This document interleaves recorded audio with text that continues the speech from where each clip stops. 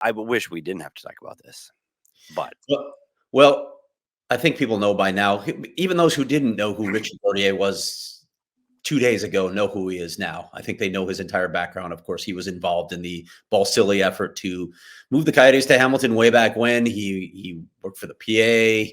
He's an attorney. He has an intimate knowledge of the CBA and agreements, and he put out a kind of a tease today. Why would Gary Bettman?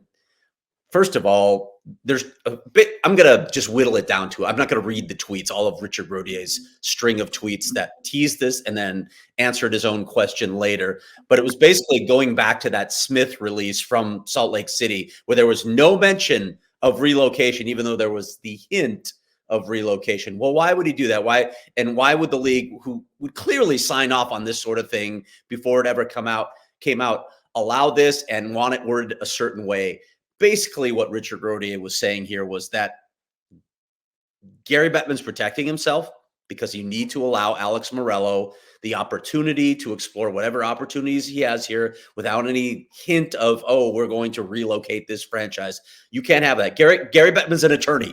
He knows what he's doing. He chooses every word carefully. There's no mention of relocation in that release. So that frees him. It gives him some license, some cover, while he can still do whatever due diligence he's going to do, while the league is going to do on the Smith Group to prove that they are a worthy ownership group, that they have worthy partners, that the arena is suitable. All the due diligence that Richard noted takes a very long time for the NHL to complete, but still should be completed, of course, by the end of the playoffs. So there's time to do what they need to do if the Morello group doesn't come through. What the bigger play is here, this is a contingency plan, right? And I think if you're not naive, if you're not an idiot, you understand that the league is going to explore every contingency plan possible.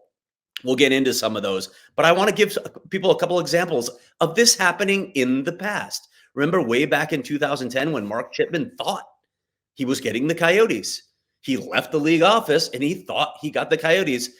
By the time he got through the tunnel headed to the airport, he found out he didn't have the Coyotes because Glendale had come through. Gary Bettman often uses these opportunities, these contingency plans, as leverage. He did it with Winnipeg, but his main goal was still to keep the team in Arizona. He did it again with Seattle back in 2013. We had a Seattle reporter covering all those Glendale City Council meetings that I was at, wondering, okay, are they going to pass this? Are they going to pass the arena lease agreement, or is this team out of here? Seattle was sitting there as a backup option, but as usual, Gary had his primary option, and it was to keep the team. And of course, they won the 4-3 vote. It's just a matter of making sure you have all your bases covered. And what else could that include? Of course, it includes potential ownership groups here in the Valley as well. I know there's been some talk maybe that Matt Ishbia and the Suns wouldn't pursue this team. I don't buy it. The team simply is not for sale right now. That's why they're not going to say anything. We've said that before. But I suspect that Gary Bettman has explored all of those opportunities as well. And I know we've had some idiot trolls that'll probably be in the comments on this particular video as well saying, yeah, there's no options. What are you guys talking about? What do you know? So I guess I would respond to them, well, what the hell do you know? You don't know anything. We're the ones doing the reporting here. And yes, there are contingency plans here on the ground as well that Gary Bettman will explore. We've talked about some of those. Matt Ishbia, maybe the Tribe gets involved. Maybe another group gets involved. We'll see how all of that plays out. It's just due diligence. But I want to get to another thing that Richard talked about and then later sort of walk back a little bit. The idea that there's a suitable arena in Salt Lake City in the Delta Center. How is that different from Footprint Center? Like when you look at the situations, if Matt Ishbia does get involved in this thing, you know you've got obstructed view seats at Footprint. You know the lease runs through 2035, so they're probably not moving out of there before then, so they'd have to do some work. Well, then there's the Delta Center, which is actually slightly older and would need some work as well to get it ready for NHL hockey. And it also has obstructed view seats. Danielle, can we put up that tweet that someone it's a little small here, but this is the view from some of the seats. There are a lot of bad seats at Delta Center for hockey games. There are a lot of obstructed view seats. This is like America West Arena all over again, way back when the Coyotes moved. You're going to have the same issues there that you're going to have at Footprint. You're looking at the same sort of timeline because Utah is bidding on the 2034 Olympics where it has preferred status. That's probably when we're talking about Utah getting the Olympics in Salt Lake City and having this arena. So the timelines, like for that arena getting built and for maybe the Suns to get out of their lease, are about the same. There's not a lot of difference between these two situations. So don't go writing off Matt Ishbia saying, oh, that's not as good an option. It's just crazy talk at this point. I don't know. Again, I don't know what's going to happen. We saw Elliot Friedman tweeting earlier that maybe we're not getting an announcement now right after the Super Bowl. I mean, I didn't expect it to be definitive anyway. I just thought we'd get an update. Maybe that waits a couple more weeks now. But when you look at everything that's happening here, it's impossible to read the tea leaves right now. And it's impossible to say, well, Salt Lake's so much better than the Valley options that exist. No, it's not. I mean, there are a lot of issues with Salt Lake City right now, Petey. Yeah, and I appreciate you saying that, because when I even texted you when I saw Richard Rodier's comments and tweets, and you kindly walked me through just what you did here on the show. The truth is,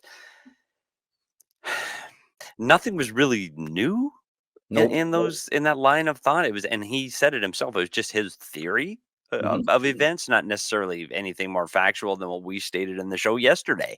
I'm going to say this again because I know people don't want to hear it. Nobody knows. Nobody knows. No human being on this planet knows what's going to happen with the Coyotes, and that includes Bettman, that includes Richard Rodier, that includes Craig Morgan, that includes Alex Morello Sr. They don't know. Like, there are so many dominoes yet to fall in this thing. I will say this: time is clearly running out for the Arizona Coyotes to remain here in Arizona. There is no question about that. Like, this is. Well, they need a solution. Yes, but Craig, I have said that a dozen times over the last 20 years. A dozen. That the time is running out, and somehow something always happens to keep the team here. And it goes back to this: Gary Bettman wants the team to be here. This is a huge TV market in the Southwest that he wants to have a NHL presence in, if it works. And so now the ball is in Mr. Morello's court, and he has said publicly that he is moving forward. Things are going the right track. He will get ready for this exciting announcement. And I know that's what's been said. So let's just hang on. It's not over yet. Don't pack up and get season tickets for the Salt Lake City Coyotes quite yet. Yeah, and that that was part of Richard Rodier's tweets too. Is just like this process of vetting a new ownership group takes a long time. So, like, if you're expecting, and I know some people are like, "Oh, it's coming soon. They're going to announce it soon that they're moving to Salt Lake." We haven't been saying that. We were expecting some kind of statement, but we kept saying this is not going to be something definitive. It's just going to be the next step. We may not even get that now. I'd be surprised if we don't get something by the end of the month or early March. But I never expected it to be definitive. I thought it would be the next step in the process. But again, the people who are saying, "Oh, it's coming soon. They're going to announce Salt Lake soon." Well, that's no idea what you're talking about. I would say that's annoying. And I'd be interesting, though. I want to talk about, back it up 1 minute about Bettman's comments. I know we talked about it earlier in the week, and we've heard that purportedly he might make comments over the weekend, and now hearing that he might not make comments in the next week to 10 days. And maybe that plays into the progress that's being made here in Arizona. There's really no reason to lay down a timeline or put down a hard date or put any more restraints here in Arizona, because maybe again, theories is maybe he feels things are progressing now, and the city council meeting talking about this, or the state land talking about this in executive session, and the positive vibes that came out of that. Maybe this is moving forward enough that Gary Bettman said, okay, let's just wait a little bit longer to see where this particular thread leads us down. Yep. Yeah. I mean, again, that's speculation. Yeah, it's pure speculation by me. Is that a possibility? I'm not a reporter. I didn't report that. I'm just saying we had almost a certainty that Gary Bettman was going to speak within the next few days to week. And if that is not the case, then maybe some of the things have changed, or maybe you're right. Maybe, who knows? Maybe he just wants to watch the game in peace. I don't know. Or it's just like everything else with the Coyotes. Like you said, something changed. Yep, Something something changed. changed. Oh, well, there's an update. There's a change. So you better be paying attention every day to this story.